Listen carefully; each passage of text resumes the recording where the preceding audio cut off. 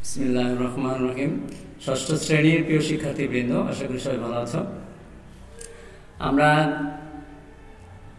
সাগরনাই সরকারি পাইলট উচ্চ বিদ্যালয়ের অনলাইন ক্লাসে বিজ্ঞান বিষয়ে তোমাদের স্বাগতম জানাচ্ছি।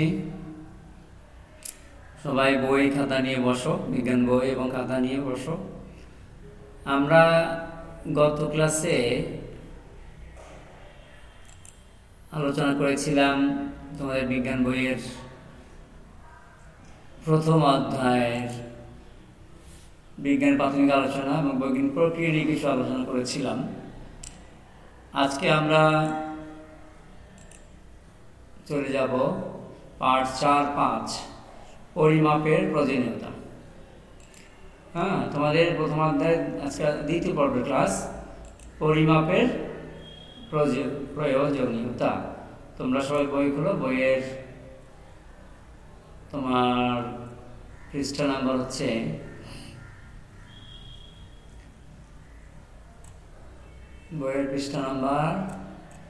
বৈজ্ঞানিক প্রক্রিয়ার পরেই হচ্ছে পরিমাপের প্রয়োজনীয়তা, 3 পৃষ্ঠা না, বইয়ের 4 পৃষ্ঠা। দেখো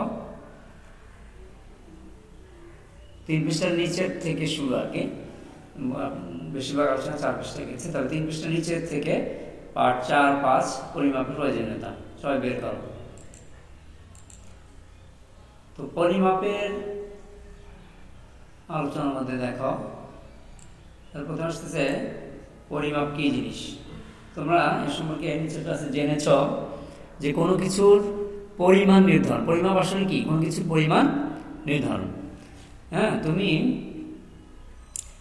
একটি জামা বানাতে চাও, তো তোমার দর্জি কী করে তোমার মাপ নেয়, জামার তোমার শরীরের মাপ নিয়ে জামা তৈরি করে। হাতার দৈর্ঘ্য কতটুকু হবে, তোমার কলার কতটুকু হবে, এটার মাপ নেয়, পরিমাপ।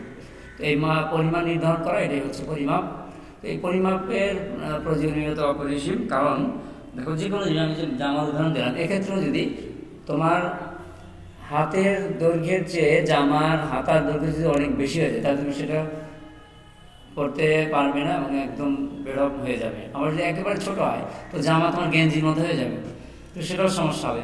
তো এটা হলো জামার উদাহরণ। ঠিক একইভাবে যে কোনো জিনিস, যে কোনো জিনিসের এরকম পরিমাপ প্রয়োজন হয়। সঠিক পরিমাপে অনুসারে যদি না হয়, তাহলে সেখানে সমস্যার সৃষ্টি হয়। তো তোমার পড়ার টেবিলের দৈর্ঘ্য কত, তুমি কখন স্কুলে রওনা দিলে, দেখো পড়ার টেবিলের দৈর্ঘ্য মাপার জন্য তুমি স্কেল দিয়ে মাপতে পারো, ফিতে দিয়ে মাপতে পারো, তো দৈর্ঘ্য। আবার তুমি কখন স্কুলে রওনা দেবে, এটা একটা সময়ের মাপ প্রয়োজন আছে তোমার। কিন্তু এই দুই পরিমাপের মধ্যে কিন্তু পার্থক্য আছে। একটা সময়ের পরিমাপ, একটা দৈর্ঘ্যের পরিমাপ, এরকম বিভিন্ন রকম পরিমাপ রয়েছে। স্কুলের বার্ষিক ক্রীড়া প্রতিযোগিতায় তুমি কোন গ্রুপে খেলবে, টেলিভিশন কোন সংবাদে শিরোনাম শুনতে হবে, এসব ক্ষেত্রে নির্দিষ্ট উচ্চতার সময়ের পরিমাপ এর একান্ত দরকার। আন্দাজ করে পরিমাপের ক্ষেত্রে সঠিক ফলাফল নাও পেতে পারো। সুতরাং সঠিক মান বা পরিমাণ নির্ণয় পরিমাপ খুবই প্রয়োজনীয়। দৈনিক জীবনে আমরা প্রত্যেকটি কাজে সঠিক পরিমাপের প্রয়োজনীয়তা অনুভব করি।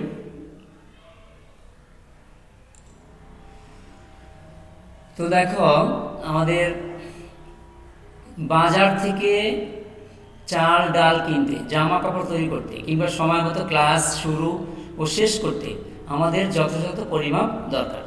তুমি কতটুকু চাল কিনে, দোকানে সেটা মেপে দেয়, ডাল কিনে সেটা মেপে দেয়, তেল কিনতে গেলে কিন্তু আবার একটু ভিন্নভাবে আয়তন হিসাব মেপে দেয়, কত লিটার। চাল ডালের ক্ষেত্রে কেজি হিসাবে দেয়। জামা কাপড় তৈরি করতে আমার দৈর্ঘ্য পরিমাপ করে তোমার শরীরের বিভিন্ন অংশের। সঠিক পরিমাপ ব্যতীত একটি শ্রেণীকক্ষে কয় জোড়া টেবিল বেঞ্চ রাখা যাবে, বাড়ির নির্দিষ্ট সীমার মধ্যে কয়টা ঘর তৈরি করা যাবে, এমনকি কোন কক্ষের আকৃতি কীরকম হবে তা বলা কিন্তু মুশকিল। এছাড়া মনে করো তরকারি রান্না করবে, তুমি পরিমাণ মতো বিভিন্ন প্রকার মশলা ব্যবহার করতে হবে, এখানেও কিন্তু পরিমাপের দরকার আছে। তুমি যদি প্রয়োজনে অতিরিক্ত লবণ দিয়ে দাও তরকারিতে, তাহলে সে তরকারি তো আর খাওয়া যাবে না। তাহলে এখানেও একটা নির্দিষ্ট পরিমাপের প্রয়োজন আছে। জীবন বাঁচানোর জন্য ঔষধ তাও তৈরি করতে হয়, কিন্তু ঔষধের নির্দিষ্ট ডোজ আছে, তাই না? নির্দিষ্ট পরিমাণ অনুসারে সেবন করতে হয়। নির্দিষ্ট ডোজের চেয়ে যদি অতিরিক্ত সেবন করে তাহলে সেখানে অনেক ক্ষতি হবে, আবার কম হয় তাহলেও যথাযথ কাজ করবে না। তো সব ক্ষেত্রে আমি দেখতে পাচ্ছি কি পরিমাপের প্রয়োজনীয়তা রয়েছে। তোমাদের যদি পরীক্ষা আসে পরিমাপের প্রয়োজনীয়তা বর্ণনা করতে বলা হয় তাহলে এই বিভিন্ন উদাহরণ দিয়ে তোমরা বুঝিয়ে দেবে। হ্যাঁ, তো জীবন তো এভাবে আমরা কি জানলাম যে এক কথায় দৈনন্দিন জীবনে প্রায় প্রতিটি কাজেই প্রয়োজন সঠিক পরিমাপের। এখন সব পরিমাপের একক নিয়ে আমরা একটা আলোচনা করি। আচ্ছা, এখানে একটা কাজ দেওয়া আছে আমাদের বইয়ে, দৈনন্দিন জীবনে 10টি ঘটনা নিবদ্ধ করো, একটি তালিকা তৈরি করো যাতে সঠিক পরিমাপ প্রয়োজন। 10টি ঘটনা, যেমন বললাম যে তুমি জামা তৈরি করবে, এখানে তোমার দোকানে পরিমাপ করে নিচ্ছে তোমার হাতের, হ্যাঁ, দৈর্ঘ্য কত, তোমার জামার কলার কতটুকু হবে, নিচের দিন কত হবে, তোমার পাশে কতটুকু হবে, ঢেরা কতটুকু হবে, তাই না?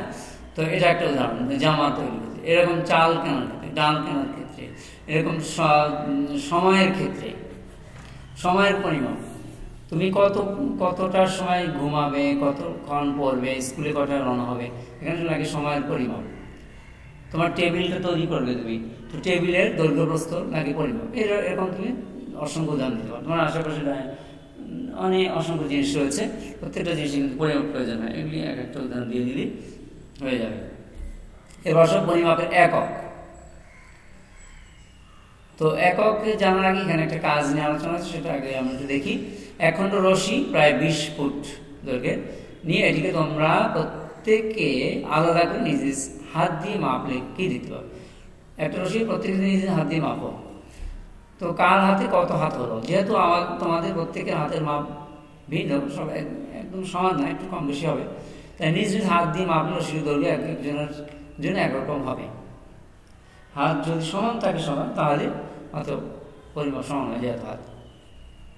তো একজন শিক্ষার্থী বললো যে রশির দৈর্ঘ্য হচ্ছে 16 হাত, অন্য শিক্ষার্থী বললো রশির দৈর্ঘ্য 17 হাত।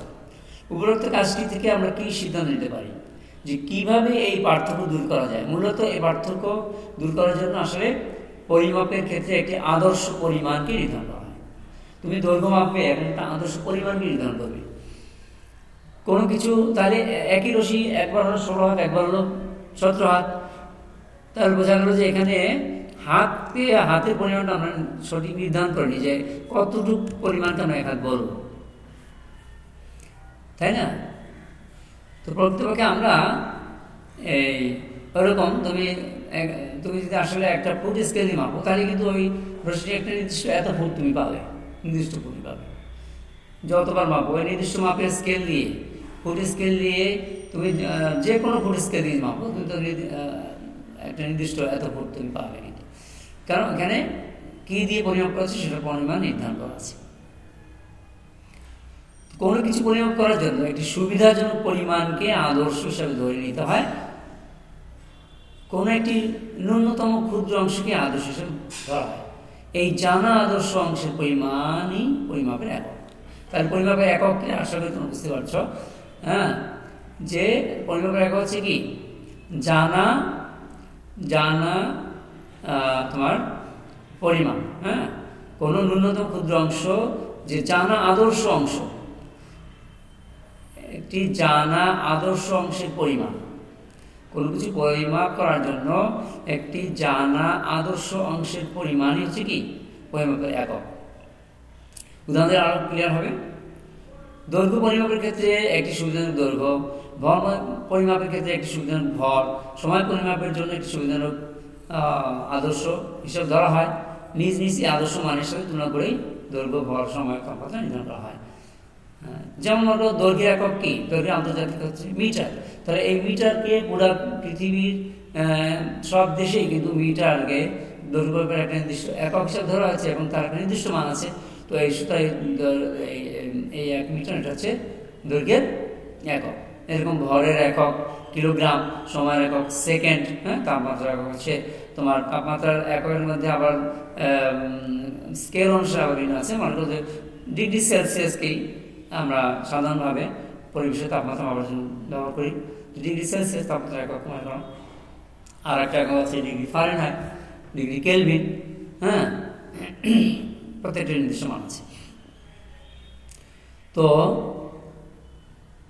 ধরো তুমি একটি কক্ষের দৈর্ঘ্য মাপছো, তার দৈর্ঘ্য মাপের পর তুমি বলছো 10 মিটার, কিন্তু তুমি যদি কেবল 10 বলো তাহলে কোনো অর্থ বহন করবে না। এখন মিটার স্কেল দিয়ে, মিটার বা ফিতা দিয়ে অন্য যে কেউ মাপ বা যে কোনো ফিতা, যে কোনো জায়গা থেকে আর একটা ফিতা নিয়ে আসবে, কিন্তু মিটার তাকে দাগাঙ্কিত আছে, সেও কিন্তু ভেবে থেকে 10 মিটারই পাবে।